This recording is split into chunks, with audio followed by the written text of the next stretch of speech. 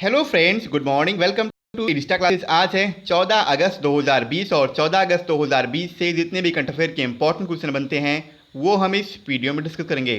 साथ ही मैं आपको हर एक क्वेश्चन से रिलेटेड इंपॉर्टेंट फैक्ट बताऊंगा, तो आप हमारा वीडियो पूरा और एंड तक ध्यान से देखिए। लास्ट में मैं आपसे एक क्वेश्चन पूछूंगा, आप उस क्वेश्चन का जवाब नीचे कमेंट बॉक्स में दे सकते हैं। साथ ही क्वेश्चन से जुड़ी जितनी भी जानकारी आपके पास अवेलेबल हो, आप उसे नीचे कमेंट बॉक्स में लिखा कीजिए ताकि आपका प्रॉपर तरीके से रिवीजन हो सके। अगर आपको हमारी ये वीडियो पसंद आई, वीडियो को लाइक कीजिए। आपके पास जितने भी एजुकेशन ग्रुप हैं, आप उस ग्रुप में हमारे वीडियो को शेयर भी कीजिए और साथ ही हमारे चैनल एडी स्टार क्लास को सब्सक्राइब कीजिए। चलिए शुरू करते हैं आज का अपना सेशन। देखते हैं आज का हमारा पहला क्वेश्चन क्या है। आज का हमारा पहला क्वेश्चन है, हाल ही में जारी साल 2020 के सबसे महंगे एक्टर्स की सूची में कौन शीर्ष पर रहा है। अभी हाल ही में फोर्ब्स ने 2020 के सबसे महंगे एक्टर्स की एक लिस्ट जारी की है और इस लिस्ट में ड्वेन जॉनसन टॉप पर रहे हैं। यानी इस क्वेश्चन का ऑप्शन बी सही है, ड्वेन जॉनसन। फोर्ब्स पत्रिका ने the highest paid actors of 2020 यानी साल 2020 के सबसे महंगे एक्टर्स की सूची जारी की है। बॉलीवुड अभिनेता अक्षय कुमार वर्ष 2020 के शीर्ष 10 दुनिया के सबसे अधिक कमाई वाले अभिनेताओं की सूची में अपनी कुल कमाई 48.5 मिलियन डॉलर के साथ शामिल होने वाले एकमात्र भारतीय स्टार हैं और इस सूची में अक्षय कुमार को छठे स्थान पर रखा गया है। इसके अलावा इस सूची में दूसरे वर्ष यानी लगातार दूसरी साल रेसलर रहे और अब वर्तमान समय के फिल्म स्टार हैं ड्वेन जॉनसन। इन्होंने टॉप किया है और इनकी कुल कमाई 87.5 मिलियन डॉलर है। जॉनसन को उनके रिंग नाम द रॉक के नाम से भी जाना जाता है। अगला क्वेश्चन है, हाल ही में किसने चेक से होने वाली धोखाधड़ी को रोकने के लिए पॉजिटिव पे सुविधा शुरू करने की घोषणा की है। अभी हाल ही में आरबीआई ने चेक से होने वाले धोखाधड़ी को रोकने के लिए पॉजिटिव पे सुविधा को शुरू करने की घोषणा की है।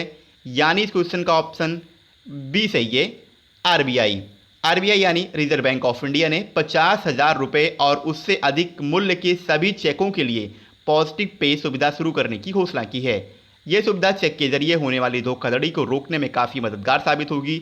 इसमें वॉल्यूम के हिसाब से करीब 20% लेन देन और वैल्यू के हिसाब से 80% लेन देन 50,000 रुपये की सीमा के दायरे में अब किया जाएगा। अब बात है आरबीआई की, तो आरबीआई यानी रिजर्व बैंक ऑफ इंडिया, इसकी स्थापना 1 अप्रैल 1935 को कोलकाता में हुई थी और सबसे पहले इसका हेडक्वार्टर कोलकाता में ही था। 2 साल बाद इसकी स्थापना की 1937 में इसके हेडक्वार्टर कोलकाता को मुंबई में स्थानांतरित कर दिया गया और वर्तमान समय में आरबीआई का हेडक्वार्टर महाराष्ट्र के मुंबई में है। आरबीआई के वर्तमान समय के गवर्नर हैं शक्तिकांत दास और शक्तिकांत दास ये आरबीआई के 25वें नंबर के गवर्नर हैं।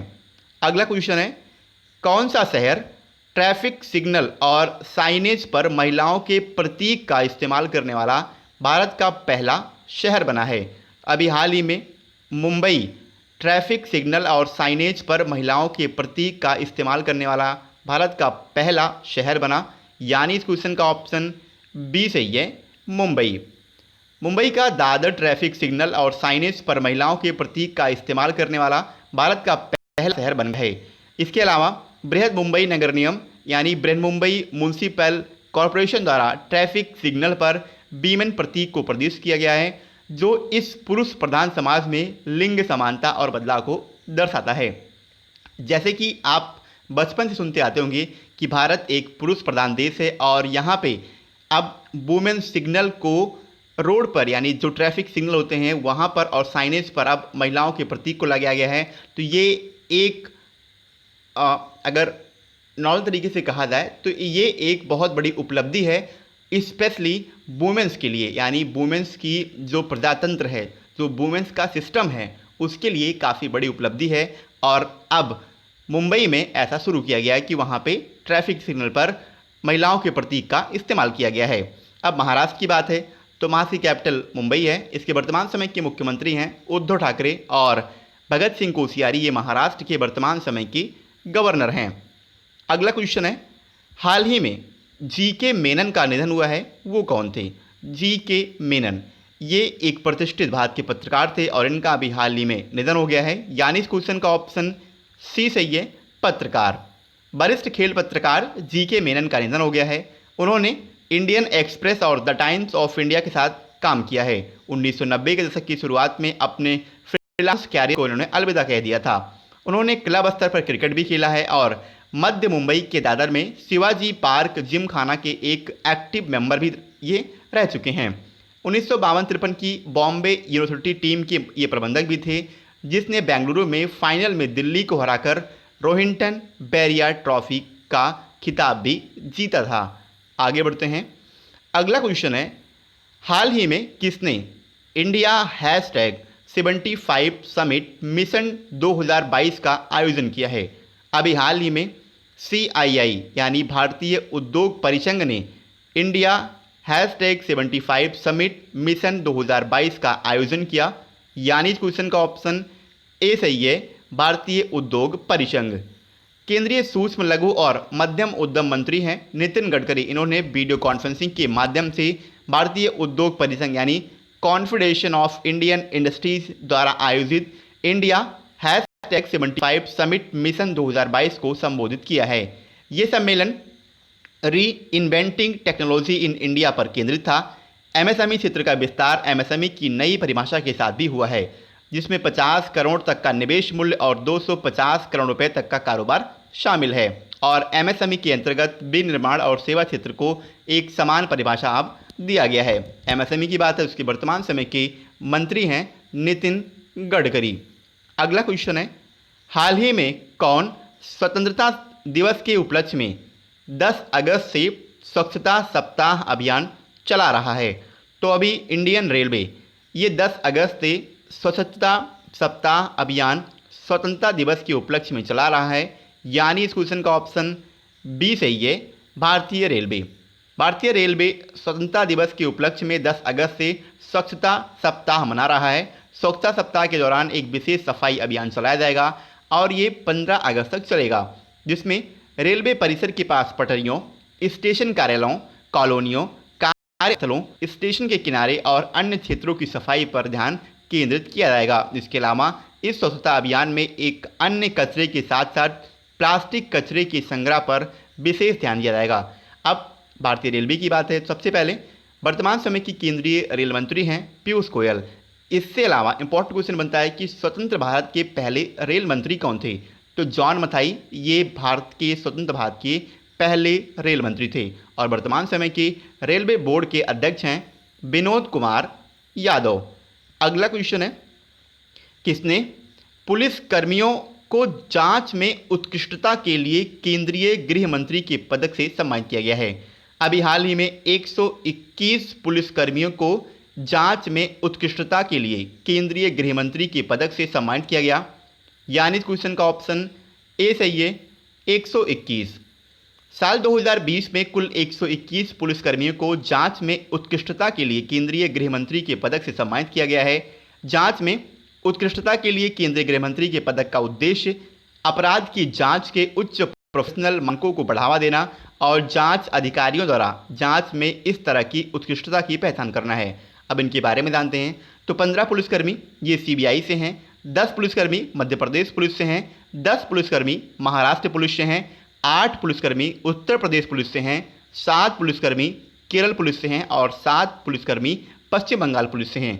इसके अलावा इस सूची में 21 महिला पुलिस अधिकारियों को भी शामिल किया गया है। आगे बढ़ते हैं। अगला क्वेश्चन है, हाल ही में किसे ACJ अवार्ड 2019 और सोशल इम्पैक्ट जर्नलिज्म के KP Narayan Kumar memorial award का विजेता घोषित किया गया है? अभी हाल ही में नितिन शेट्टी और शिव साय सिंह इन दोनों को ACJ अवार्ड 2019 और सोशल इम्पैक्ट जर्नलिज्म के लिए KP Narayan Kumar memorial award का विजेता अनाउंस किया गया, यानी इस क्वेश्चन का ऑप्शन सी सही है, उपर्युक्त दोनों। पत्रकार नितिन सेठी और शिव सहाय सिंह को क्रमशः खोजी पत्रकारिता के लिए एशियन कॉलेज ऑफ जर्नलिज्म यानी AC अवार्ड 2019 और सोशल इम्पैक्ट जर्नलिज्म के लिए KP Narayan Kumar memorial award का विजेता घोषित किया गया है। ये पुरस्कार विश्व स्वास्थ्य संगठन यानी WHO की मुख्य वैज्ञानिक सौम्या स्वामीनाथन द्वारा 2021 की क्लास के उद्घाटन पर एक वर्चुअल समारोह के दौरान प्रदान किए गए। इसके अलावा नितिन सेठी ये हमिंगटन पोस्ट में पत्रकार हैं और इन्होंने द हमिंगटन पोस्ट इंडिया द्वारा पब्लिश पैसा पॉलिटिक्स नामक अपनी 6 भाग वाली श्रृंखला के लिए इस अवार्ड को जीता है। इसके अलावा शिव सहाय सिंह ये द हिंदू के एक प्रतिष्ठित पत्रकार हैं और उन्हें द हिंदू में प्रकाशित death by digital exclusion on faculty public distribution system in Jharkhand नामक कहानी के लिए पत्रकार दिया गया है।